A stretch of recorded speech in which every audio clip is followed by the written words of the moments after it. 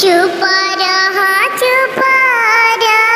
दुलारी बेटी अवरु अनन्या बेटी हो। तोरे खातिर पापा जी के घरवा सजल, पापा के दुअरवा सजल हो।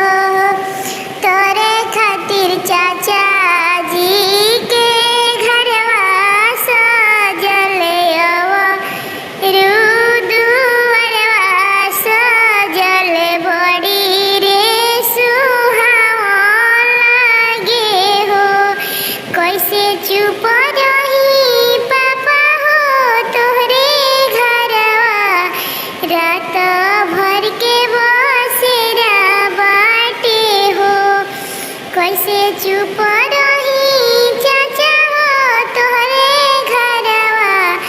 रात भर के बसेरा बाटे हो तभी नु सरवा भैया हो तेजी देव दूसर घरवा भेजी देव हो। होते भीनु सरवा पापा हो तेजी देव दूसरे घरवा भेजी देव हो। नजरी से भोले बेटी हो दूर जइबू, पापा के जिगर से नाही। नजरी से भोले बेटी हो दूर जइबू, पापा के जिगर से नाही। हो तभी नु सरवा बेटी हो बोलाई लेबो,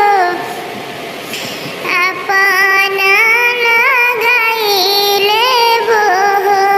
होते पहरिया बेटी हो बोलाई लेबो, सीना से लगाई लेबो हो।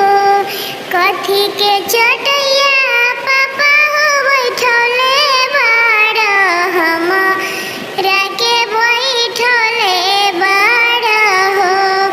कथी के करजवा पापा बनले बाड़, हमरा के तेजतार हो। कथी के करजवा पापा हो बनले बाड़, अपन धियावा तेजतार हो। कुश के चटैया बेटी हो बैठल बानी, तोहरा के बैठले बानी हो। पत्थर के करजवा बेटी हो बनले बानी, तोहरा के बिसरतानी हो।